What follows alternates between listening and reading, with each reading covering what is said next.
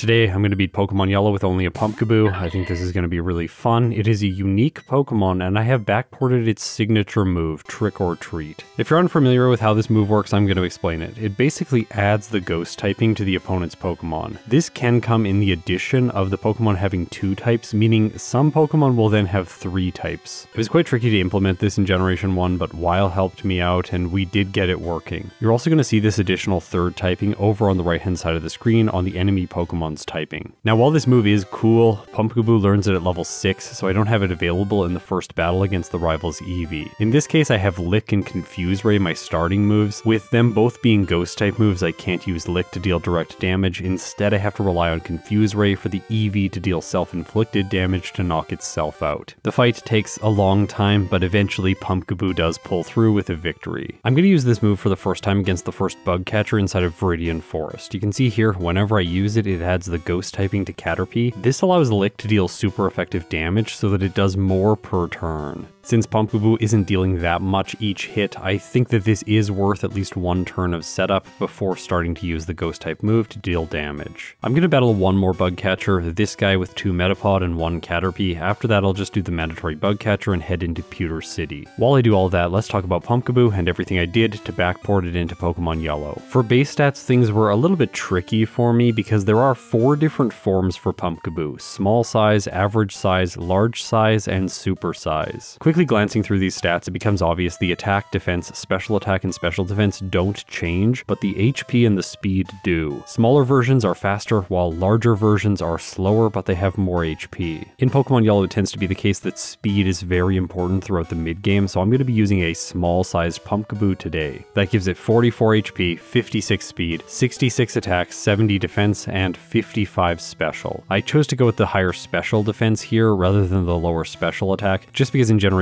1, Ghost and Grass types tend to have higher special stats. Okay, for move pool, I always base it on the Pokemon's debut generation, so all of the levels come from Generation 6. I omitted one level at 42, where Pumpkaboo learns Pain Split, but there isn't a good equivalent for this in Generation 1. Starting with Lick is a substitute for Astonish, another weak Ghost type move. It learns Trick or Treat at multiple levels, 6, 23, and 40. I replaced Worry Seed with Leech Seed. Razor Leaf at 16 was easy to keep consistent between the 2 games, and instead of Bullet Seed at 26, I have given it Barrage instead. I replaced Shadow Sneak with another copy of Lick at 30, and Shadow Ball with Nightshade at level 36. Instead of Seed Bomb at level 48, it gets Solar Beam here in Generation 1. Reviewing Pumpkaboo's Generation 6 TM and HM Learn set, I was really surprised to see that it actually gets a decent number of Fire-type moves. So I'm going to give it Fire Blast in addition to the standard Grass-type fare for Generation 1, like Swords Dance, the 2 Grass-type moves, and a bunch of normal moves. In Generation 6, it can also learn Psychic, and it can learn Rock Slide. So this ends up being a quite unique Grass-type Pokemon for Generation 1. I don't think there's another example of a Pokemon that can learn Razor Leaf, Psychic, Fire Blast, and Rock Slide at the same time. To make that sort of thing happen, you would definitely need a Game Shark. Okay, I'm in Pewter City now. I've defeated the Light Years Junior trainer, so let's take on Brock at level 10.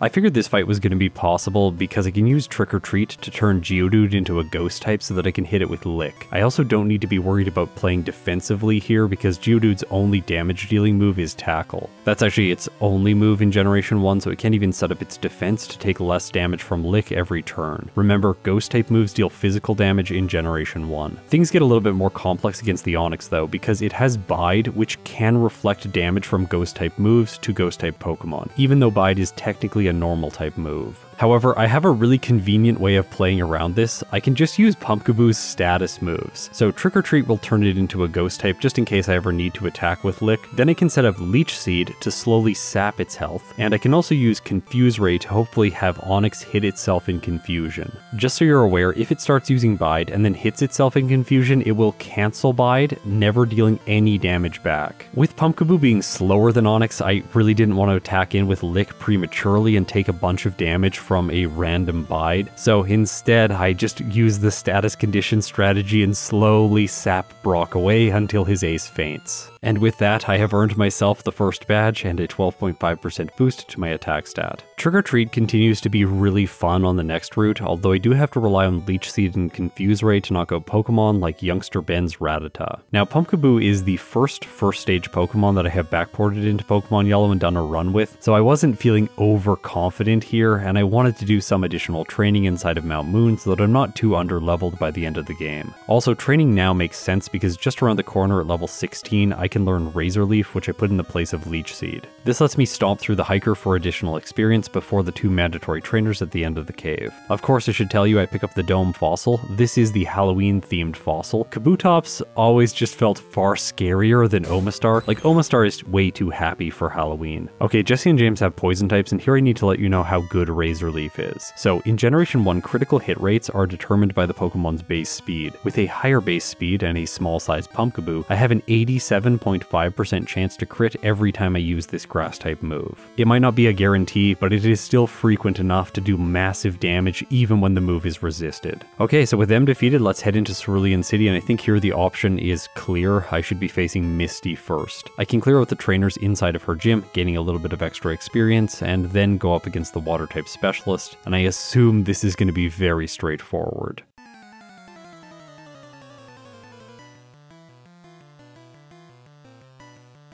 Okay, Staryu is first. It goes for Tackle, which of course does nothing, and I knock it out with 1 hit from Razor Leaf. Starmie is next. It just goes for Harden, doing nothing against Razor Leaf. I crit, doing more than half. And then it chooses its best move, Bubble Beam, which doesn't do very much, and I knock the Starfish out. So you might be wondering, why would her Pokemon ever go for Tackle when they have Water-type moves? And it's because Good AI is only making decisions when it has a move that is at least neutral. It has no neutral moves against Pumpkaboo, so she is going to be randomizing her selections. We're seeing this quirk from Generation 1 a lot more in my backport series now, where the regular series doesn't really give us a chance to examine it. That's because there's only one Ghost-type line in the entire game, and I've already played those Pokemon. This is one reason that I really like doing these backport challenges. It gives us a different lens by which to examine these old games. Alright, let's take on Rival 2. The Spearow can deal super effective damage to me with Peck, but this rival does not have good AI, so he has no idea what he should be doing, instead choosing Leer, and I knock out his lead for free. Sandshrew goes down to a single Razor Leaf, and that is basically all of his intimidating Pokemon. In some cases, the Rattata and the Eevee can clean you up, but in this case they can't because they just have normal type moves. Plus, I 1-hit the Rattata and 2-shot the Eevee. Well, after missing a bit, I do get hit by some sand attacks. In the end, it's irrelevant. Okay, the early game for Pumpkaboo, as you would expect, is very straightforward. The Ghost type thrives in this section of the game. Nugget Bridge and Route 25 don't really bring anything new to my moveset, but as I head south towards the SS Anne, I get access to Barrage. I teach this in the place of Confuse Ray. I'm keeping Trick or Treat and Lick just because I think they're cool together, but they have outlived their usefulness. On the SS Anne, I do my standard safe play and pick up Rest. It's also worth noting here that Pumpkaboo does not learn Body Slam, and that move would be fantastic on it because all grass types in Generation 1 get Swords Dance, with the exception of Execute and Executor. But I don't get a fantastic normal move here, so I'm mostly just relying on Razor Leaf still at this point in the game. I grab the extra rare candy and then face the rival. This is the first fight where he has good AI, so the Spearow is now prioritizing Peck, and it does a lot of damage. I miss a hit and then it attacks me again, bringing Pumpkaboo down to orange health. This is the closest a fight has gotten so far, but I have still won because the remaining 3 Pokemon only have normal type moves. So with the rival defeated, now let's take on Lieutenant Surge, the worst gym leader of them all.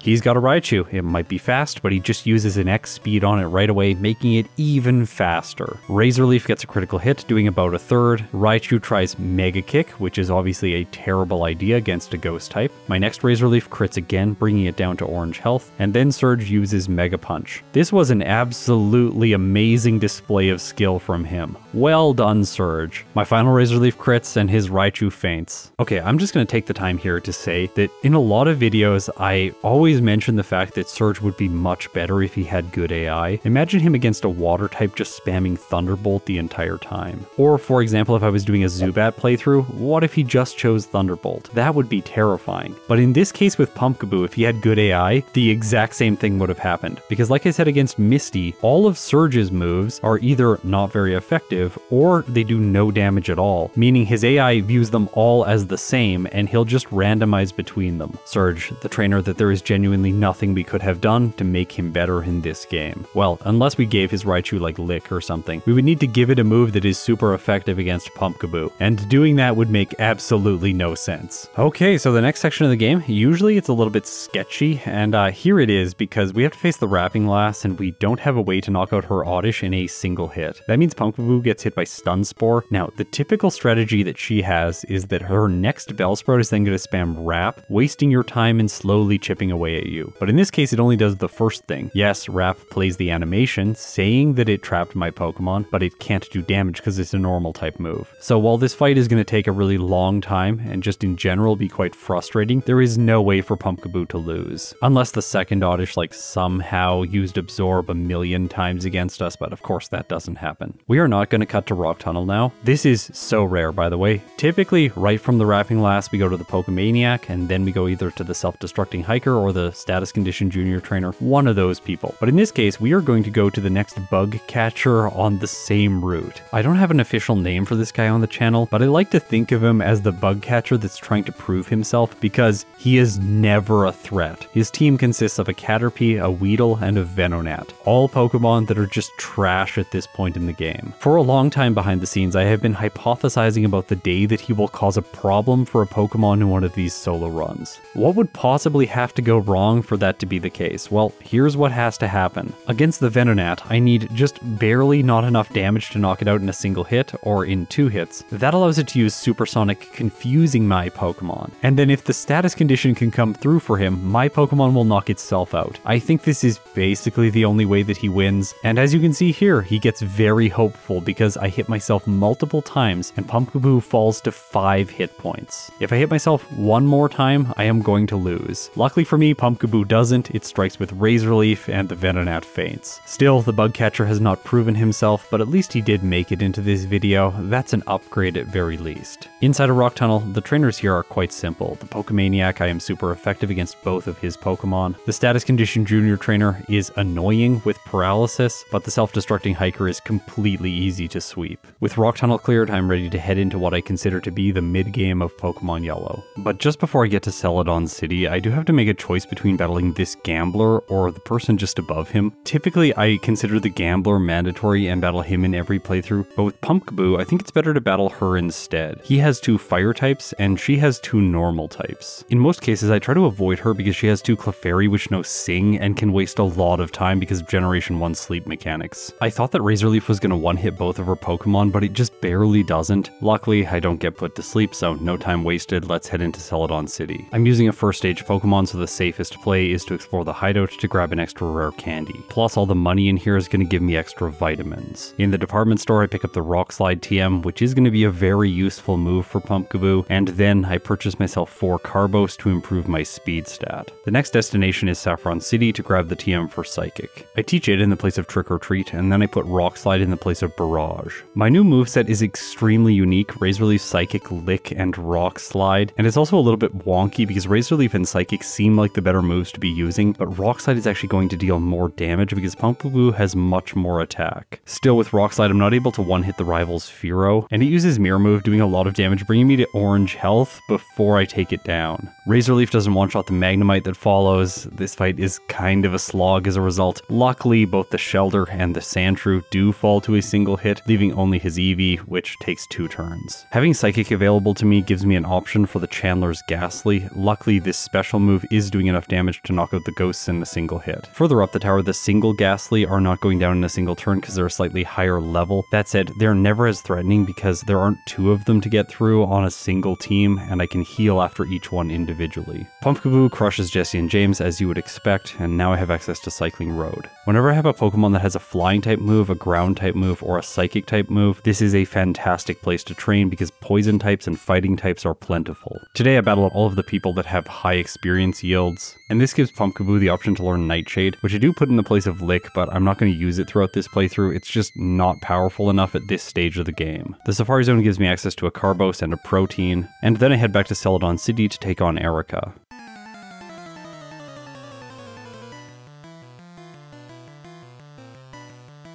Her AI interacts interestingly with Pumpkaboo. With the Tangela, it's just going to randomize its move choice, choosing any of its 4 moves. In this case, Mega Drain would be the worst thing for it to go for since Pumpkaboo isn't doing very much damage with Psychic, and a small amount of healing might mean that I would knock it out over 4 turns instead of 3. That said, it doesn't. It even uses Constrict, which is just a terrible choice all around. With it going down, the AI interactions get much more interesting. Now Erica is locked into Acid with her following 2 Pokemon because she sees that Poison type moves are super effective against the Grass type. She checks this interaction before she checks the Poison Ghost interaction, which is why she gets locked into these moves. The AI does not check both interactions when comparing type effectiveness. As a result, her Pokemon can't do very much damage to Pumpkaboo, plus I'm never going to get hit by a move like Sleep Powder. I had to make a decision as to where I was going to go next, and I think in retrospect I made a bad call here going to Koga's gym. Pumpkaboo doesn't stack up particularly well against the Psychic types here, and the first battle against the Juggler takes quite some time, plus I get brought to Orange Health. Still, I pull through it and progress with the gym. I don't want to backtrack, so I battled the Tamers for additional experience, and then things were not going well enough for me to continue, and I decided to back out and go to Saffron City instead. I should have just come here right away because the training here is extensive, and I can level up Pumpkaboo more, plus at the end of all of it, after I get the card key, I can grab the TM for Swords Dance, which is by far one of Pumpkaboo's best moves. That said, it doesn't have a lot of synergy with Pumpkaboo's current moveset. Both Psychic and Razor Leaf will not receive boosts for it, so Swords Dance and Rock Slide are kind of off in their own little world. At level 43, I figured they would be enough to take on the rival in Sylph though. I can use Razor Leaf for both the Sandslash and the Cloyster, however I wanted to set up my attack stat for later in the fight. I decided to do this against the Cloyster. It misses an Aurora Beam, which is a Gen 1 miss by the way, and then on its next turn it hits with Aurora Beam, doing about half. So it is time to attack now. Rock Slide knocks it out with +4, and then the Rock type move crits the Magneton, so it does less damage. That's how Generation 1 works. This allows the Electric type to hit me with a Thunder Shock before I knock it out. The experience brings me up from level 43 to 44, and that takes Pumpkaboo's speed from 83 to 85. The Kadabra has 84 speed, so I outspeed now and I can knock it out right away. Honestly, that looks like an optimized route. It looks like I planned this. I didn't. It was just a coincidence and a very convenient one at that. However, it is not convenient when Pumpkaboo misses Rock Slide on the Flareon, gets hit by Ember, which does massive damage, even though it doesn't get a critical hit, and Pumpkaboo faints. That's my first reset for this playthrough. Here's the thing though, this battle is way easier than I was making it in the previous fight. I don't need to set up on the Cloyster, I can set up against the Sandslash. It is locked into Poison Sting because of the Poison Grass interaction I mentioned against Erica, so I can essentially set up here for free as long as I want. I know that only +4 is required, so after that I knock it out, sweep through his team until I make it to the Flareon, and this time Pumpkaboo doesn't miss. Giovanni's next. I just crush him. Psychic's great. He uses a guard spec. Of course he does. After that, I have to decide where I'm gonna go next. I didn't feel ready to face Sabrina, so I'm gonna go to Koga again and try and get access to Surf outside of battle.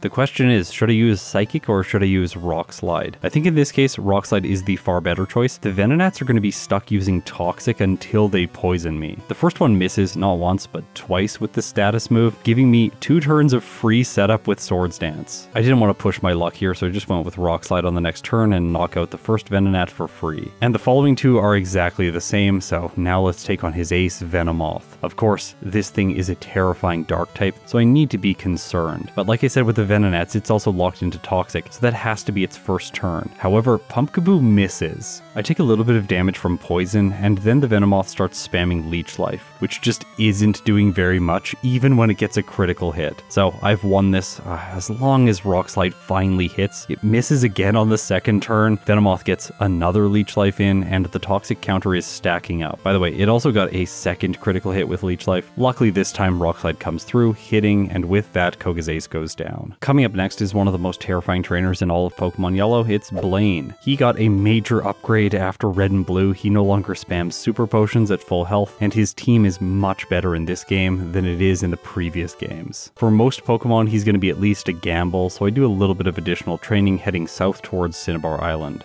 This trainer here who has a War Turtle is someone that I haven't battled before in the past, except in runs where I need to battle like every single trainer. I saw a message about him in one of my various chats saying that maybe he should be an option that we should investigate in the future, so I'll be mixing him into my experimentation to see if he's ever useful. With the mansion cleared, I have 10 rare candies in total, but I don't want to use them just yet. I want to see if Blaine is possible at this level. After all, I have Swords Dance and Rock Slide is super effective.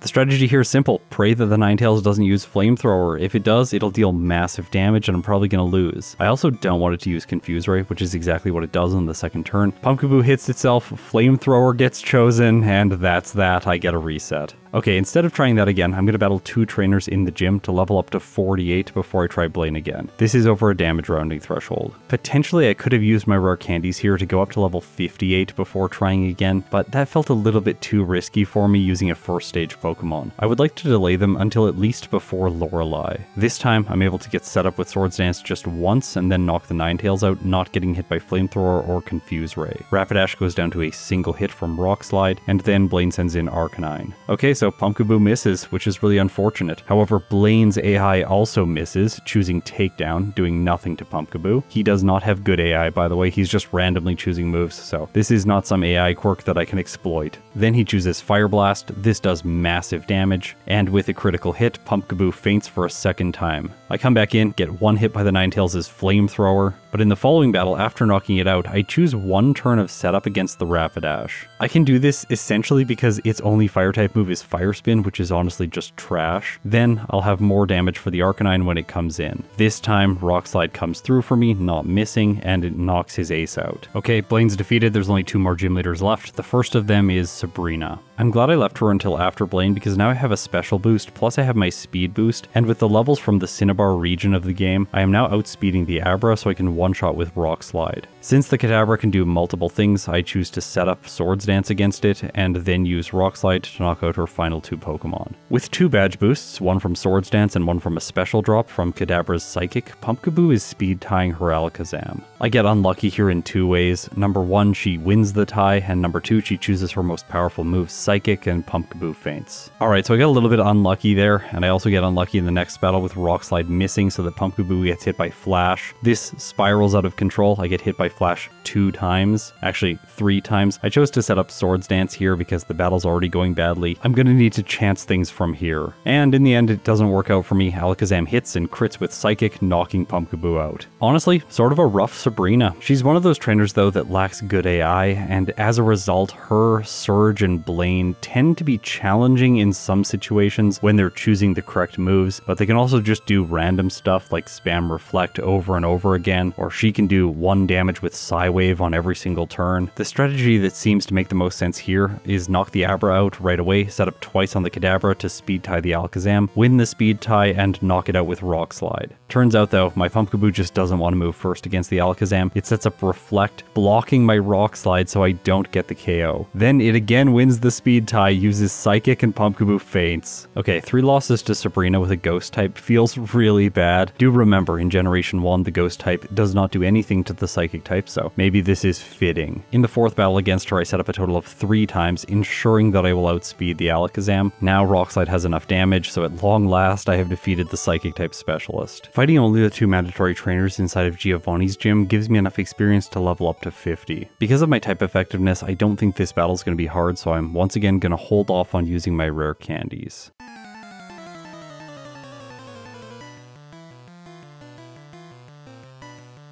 Okay, so Dugtrio has a potential way to knock us out, that's with Fissure. After a single Earthquake, it does choose the one-hit KO move, which hits and Pumpkaboo goes down. This is part bad luck, but also part bad play. I don't think that I should be setting up Swords Dance against it in retrospect. Instead, I should just knock it out with Razor Leaf right away and set up on the Persian, which has only normal type moves. I didn't figure this out in this battle. Instead, I'm just setting up with Swords Dance here until I have enough speed to move first against all of his Pokemon. This strategy ends up working for me because Razor Leaf then one-hits the Dugtrio. I can use Rock Slide on the Persian. Even if I miss or crit, it doesn't matter. Eventually, I'll take it out for free. From there, his Nidos have a hilarious type interaction against Pumpkaboo. They check the grass type first, meaning they are deprioritizing all of their moves except for Tail Whip.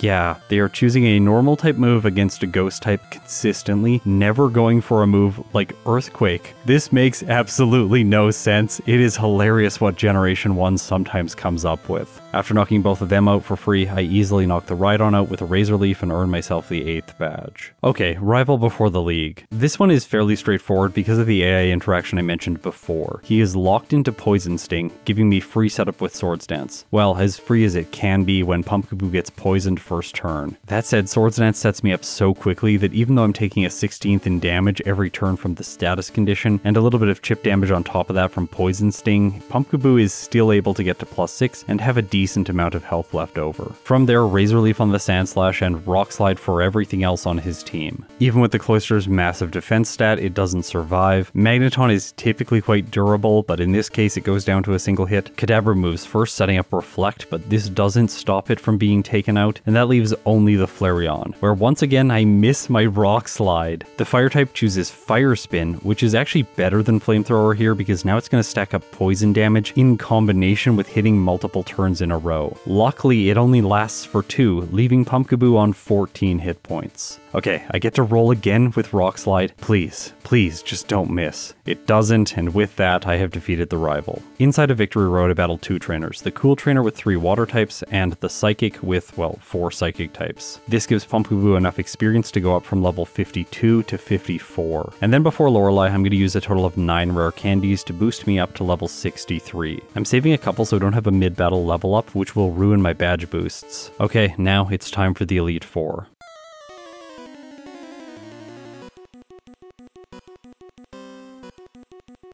Lorelei is first, and the strategy here is simple. Use Psychic turn 1 so that the Dugong gets damaged. It's going to use Aurora Beam, most likely on the first turn, and then it's going to choose Rest. Once it goes to sleep, I can set up fully with Swords Dance and then hopefully sweep using Rock Slide. I had a question mark here as to if the Cloister was going to survive my hit after getting to +6, but it doesn't. From there, the Slowbro actually does. However, she just wastes her time with it using a Super Potion and I take it out for free. Jinx falls to a single hit, and so does Lapras.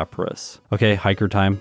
Razor Leaf is good against the Onyx, and Psychic is good against everything else. I do even set up Swords Dance here. I don't really need to. I choose Rock Slide on the Hitmonchan, which is objectively a terrible choice. It doesn't do enough damage, but like, what's he gonna do? He's gonna freeze me? No, he's not. Even if he did, I could defrost when he hits with Fire Punch, a hilarious interaction which has happened before in my solo challenges. All that's left is Machamp. I do want to note here that it has no moves that can even hit Pumpkaboo. Yeah, he is just terrible. I crit with Psychic, and that's that. Okay, before Agatha, I'm going to do what I call the Victory Bell play, which is teaching Mimic in the place of Razor Leaf. I found that this was the correct strategy because Razor Leaf isn't particularly useful against Lance or the champion. But this is only the case when you have a move like Swords Dance to allow you to set up your physical moves. Against Agatha, I'm going to steal Substitute so that I have a little bit more consistency. Then I set up with Swords Dance behind my defense and use Rock Slide to sweep her team. This is very straightforward. Unless I get hit by a Hypnosis, there is nothing that's going to stop me. And today, I don't get hit by the status condition. However, I make it to the final Gengar and I only have a single use of Rock Slide left over. I was a little bit worried about this, but I have 6 uses of Psychic, so either way it's going to be fine. And still, Rock Slide has enough damage, so that's that. Before Lance 1 rare candy, I want to make sure that I maintain my badge boosts for the Aerodactyl. Okay, so let's talk about Lance's interactions here. He notices that Leer, Hydro Pump, and Hyper Beam are all not very effective. As a result, he sees that Dragon Rage is neutral and he's always going to prioritize using this move. Because of Pumpkaboo's HP stat, I know that I can set up Swords Dance essentially for free and then hopefully sweep his team. I get set up to +6, miss with a Rock Slide to get taken down to 15 hit points, but that should be enough. Rock Slide hits, Gyarados falls, and I don't miss against either of the 2 Dragonairs. Aerodactyl comes out because of my badge boosts. I have enough speed to move first against it. Rock Slide takes care of it in one shot, and that leaves only the Dragonite. I was really worried that Rock Slide was going to miss here, but finally it doesn't on an ace Pokemon, and I knock the Dragonite out. That brings us to the final battle of the playthrough. It is time for the champion.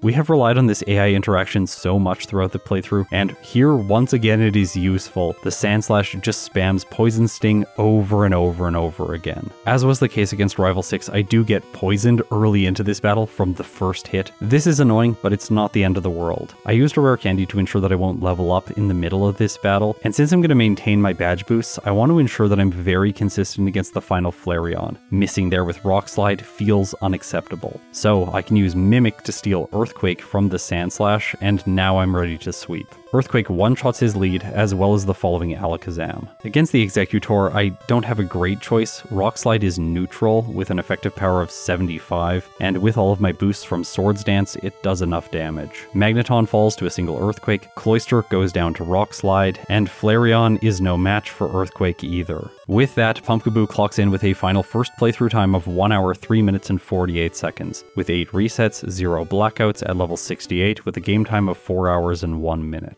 Within the context of my tier list, this time is slower than Raichu, Crobat, and Chansey, but faster than a Pokemon like Omanyte. For a Ghost type, this isn't a very good result, even though it is a first stage Pokemon. That said, with Pumpkaboo, I was playing very conservatively, over leveling at most stages of the game. I think you can see that after I gained access to Swords Dance, the late game was quite simple. The only speed bumps were Blaine and Sabrina just before that. My strategy for this second playthrough is to remove a lot of the bloat in training in the mid game, because I don't think Pumpkaboo needs as high of a level at finish. If I use my rare candies much more intelligently, I think I can pull this off at a much lower level in a much faster time. The first change I make is I'm going to go into Brock at a lower level. I don't need Leech Seed to defeat him. I can rely on Confuse Ray exclusively to take out the Onix. The only optional training I did before this battle was the Light Years Junior trainer, so Pumpkaboo is level 8 for this battle. Trick or Treat and Lick together manage the Geodude, and then the Onix goes down to Confuse Ray. This does take time, but I can waste time with Trick or Treat, and I can also chance things with Lick, just attacking in and hoping he doesn't use Bide. If he does, Confusion can cancel this move's charge up, and in the end, Pumpkaboo pulls through without taking a single hit point of damage. I finished this fight 1 minute and 46 seconds faster than my first playthrough. Previously inside of Mount Moon, I battled a lot of optional trainers, but in this case, I only take on the Super Nerd and this youngster. I will say, the youngster is a bit of a mistake. I should probably be facing the Hiker, he would be faster. Just because knocking out the Rattata with my current moveset doesn't make a lot of sense when I don't have access to Razor Leaf. Still, this minimizes the time spent in Mount Moon, and once I beat Misty, I am 3 minutes and 30 seconds ahead of my former pace. The rival gives me 3 more seconds of time, and on the SSN I don't need to pick up Rest, so there's a small amount of time savings here as well. Once I defeat the rival, I'm now 4 minutes and 3 seconds ahead. During the Surge battle, you can really see how much training I've skipped. Formerly, I learned Barrage when I was just entering Vermilion City, but now I'm learning it here after defeating the 3rd gym leader. Like I did before, I'm going to explore the Rocket Hideout to grab an extra rare candy, and also so I have enough money to purchase 5 Carbos to improve my speed. Throughout the mid-game, I'm going to run the same set as I did last time: Razor Leaf, Psychic, and Rock Slide. Okay, now let's talk about the mid-game training. I think this is the biggest flaw in this second route that I'm playing, and if I did it a 3rd time, I would probably cut some of this as well. It makes things more consistent, but I don't necessarily need them to be more consistent when I can run Swords Dance. There is the potential to go through Cycling Road with very minimal training, if any at all, and then do Sylph on minimum battles. After getting Swords Dance, I can then use candies before the rival, and hopefully get through him as well as Sabrina and Blaine without too many setbacks. While I acknowledge that this is a possibility, for this playthrough I decided not to do it. It felt a little bit too sketchy to me, so I train on 6 trainers on Cycling Road, as well as a bunch in Sylph to get me up to level 41 before the rival. This is still 2 levels lower than last time, so I'm going to have a small time savings here. Unfortunately, the levels do matter here, and I'm not faster than the Kadabra this time. I don't think that's a big deal, at least it wouldn't have been if I didn't get poisoned by the Sandslash and then miss the Cloyster with Razor Leaf. Because of this, it attacks with Aurora Beam and I'm on low health by the time the Kadabra comes in. This means it knocks me out, giving Pumpkaboo its first reset in my second playthrough. That's an unlucky way to lose, only a 5% chance to miss with Razor Leaf. Luckily in my second fight I pull through, and now Pumpkaboo is 6 minutes and 11 seconds ahead of its former time. I continue my additional training in Koga's gym fighting 2 Tamers to level up before battling the Poison type specialist. This is also likely not required because Swords Dance is so good. Plus the fact that he's spamming Toxic with all of his Pokemon gives me time to set up. And I only need one turn because +2 is enough. With it, I'm going to knock out all the Venonats in a single hit as long as I don't miss, and then the Venomoth is an 85.5% chance to knock out. That is including the debuff from Rock Slide's accuracy, so it's pretty consistent. In this case, I get the one-shot and defeat Koga on my first attempt. Just in case you're wondering, if I remove the 2 Tamers within Koga's gym, then my damage range against the Venomoth only drops to an 83.7% chance to knock out, so that's another piece of proof suggesting that this second route is still doing overtraining throughout the mid-game.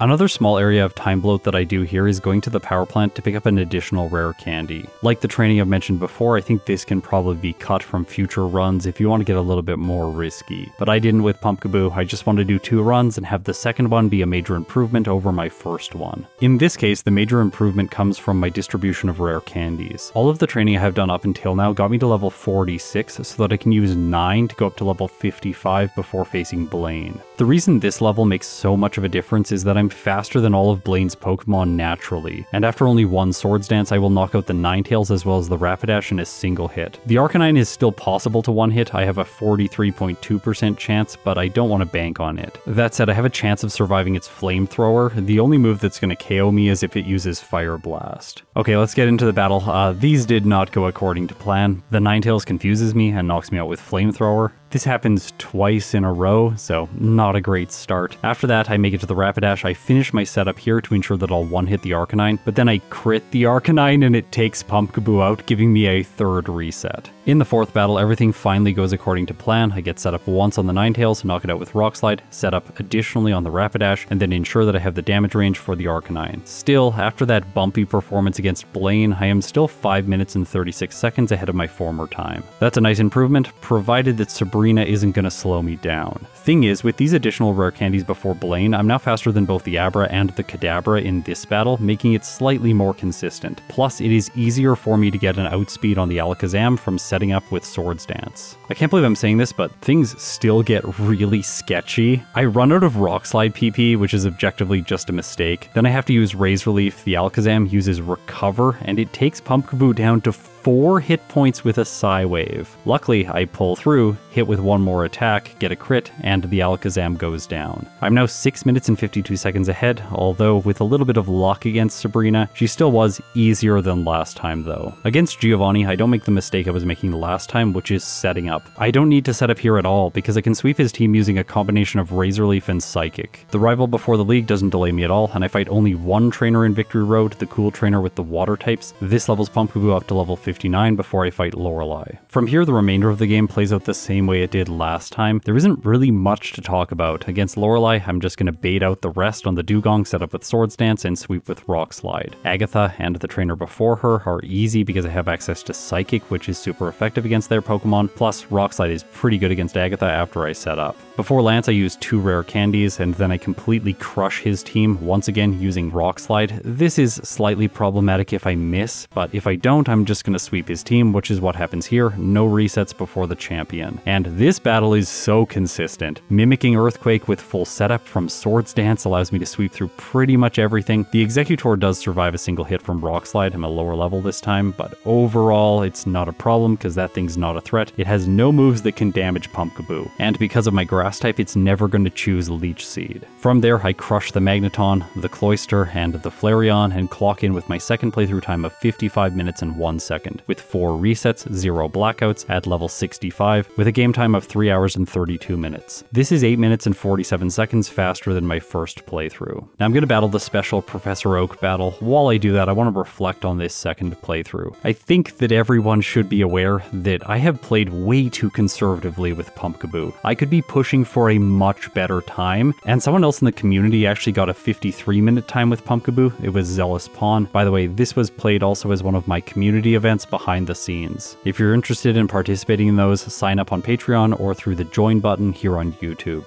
He said that he thinks that Pumpkaboo can get a time that's under 50 minutes, and I agree under perfect circumstances. That said, I'm not going to be doing a third playthrough today. I need to keep myself to just 2 in this backport series, at least for the initial produced videos. I'm sure I'm going to come back and do reruns of all of these in the future on live streams. Before we rank Pumpkaboo though, I want to go through some of its damage ranges and just see what would have happened if I had cut more of the mid-game training. This is going to give me and all of us more insight into how to play grass types to get access to Swords Dance and at least a decent physical attack, in this case Rock Slide. For this analysis, after clearing Lavender Town, I have cut every optional battle until the rival in Sylph, with 2 exceptions, the 2 rockets that give access to the candies in Hideout as well as Sylph. Technically the Machoke guy here is completely optional because you can just defeat Giovanni and then go back once the trainers have disappeared and pick up the rare candy. But I figure facing him for some experience just kinda makes sense if I'm going to that location on the map anyway. You won before fighting him. That's the same level as before, but if I cut the trainers in Koga's gym, the experience works out slightly differently. I now only have a 67.8% chance to one-hit the Venomoth when using Rock Slide after a single setup with Swords Dance.